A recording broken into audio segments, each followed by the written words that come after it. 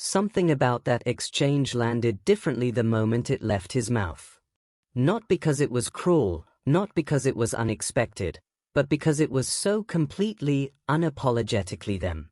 Sitting there on the This Morning sofa, Eamonn Holmes looked down at the betting odds for Strictly Come Dancing and told his wife, Ruth Langsford, that she had no chance of winning. 66-1. The worst of the lot. And the way her face changed in that split second told you everything about the quiet comedy and the quiet truth that has always lived between them. You could almost feel the studio lean in. Ruth's expression shifted from professional composure to pure, wide-eyed disbelief. "Oh no, they've got me on the bottom," she said, and there was real feeling in it, the kind that doesn't quite know whether to laugh or take offense. Eamonn didn't soften it. He pressed on with the cheerful brutality only a long marriage seems to permit. She was the least favorite. She could always go for the sympathy vote. And then, with that familiar Northern Irish twinkle, he declared the bookies were talking absolute nonsense, before immediately confirming the same ranking again. What made the moment land so hard was not the ranking itself. Bookmakers have always been blunt instruments. It was the tone. The easy, domestic familiarity of it. The way Eamonn could say something that, from almost anyone else, might have sounded dismissive, and yet somehow still felt like affection wrapped in teasing. Viewers online noticed it instantly.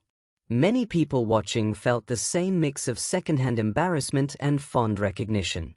It almost seemed as though the cameras had briefly dropped into their living room rather than a national television studio. Then came the part that still gets talked about years later. Eamonn switched gear completely and decided Ruth was dancing for every woman who felt written off. The women on the scrap heap. The ones who wake up and wonder what the point is. Hot routines instead of hot flushes, he said, and the studio dissolved. Ruth's face was a picture. She saw the funny side, of course she did, but there was something sharper underneath the laughter. Something that many women of a certain age recognized immediately. Here was a husband publicly framing his wife's Strictly journey as a kind of middle-aged rebellion, and doing it with the kind of theatrical flourish that only Eamonn can pull off without sounding completely ridiculous. Later in the same show the conversation circled back, and this time the honesty cut a little closer. Ruth brought up the odds again, still mildly wounded. Eamonn's reply was pure husband logic. The sooner she goes out, the sooner life returns to normal. Let them mock. Let them laugh. He wouldn't want the competition to drag on too long. Ruth's mock outrage was perfect. She knew exactly what he meant. Football. Routines. The simple restoration of the household rhythm they both understood. When she insisted she was in it to win it, his response was immediate and merciless. "Don't be ridiculous, darling. That's what's called a miracle." Some audiences began wondering whether the banter revealed more than intended. Others simply recognized the classic dynamic of a couple who have spent years finishing each other's sentences and undercutting each other's ambitions with equal amounts of love and realism. Nothing has been confirmed, of course, but the moment appeared to hint at the quiet negotiations that happen in every long marriage when one partner suddenly steps into a national spotlight and the other is left holding the ordinary life together. What stayed with people was not the prediction itself.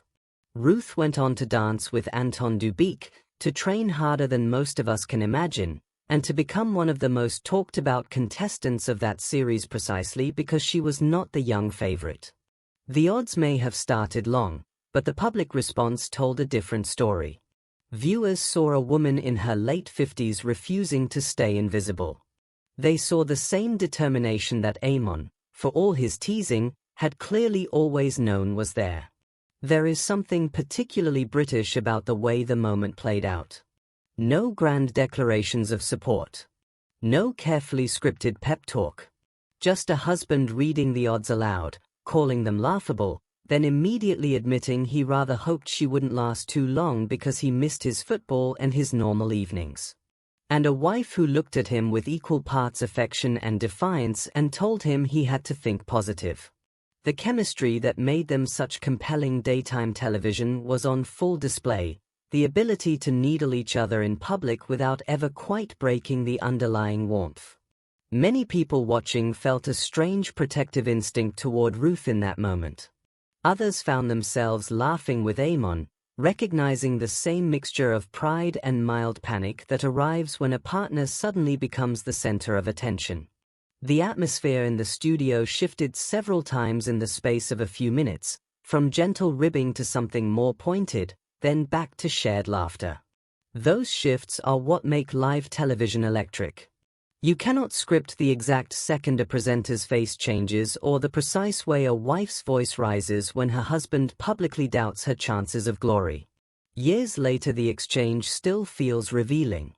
Not because it was mean-spirited, but because it was so ordinary in its honesty.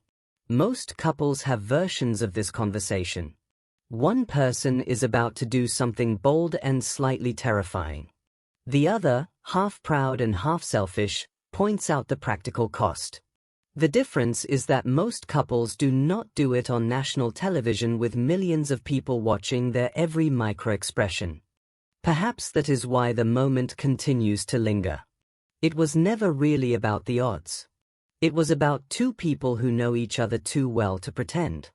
About a husband who could call his wife's chances a miracle and still mean every proud, complicated word. About a wife who heard the doubt and answered it with the quiet insistence that she was in it to win it anyway. And maybe what stayed with viewers was not the prediction that she would fail, but the unmistakable sense that, whatever the result, the two of them would still be sitting on that sofa the following week, finishing each other's sentences and undercutting each other's dreams with the same impossible mixture of love and laughter.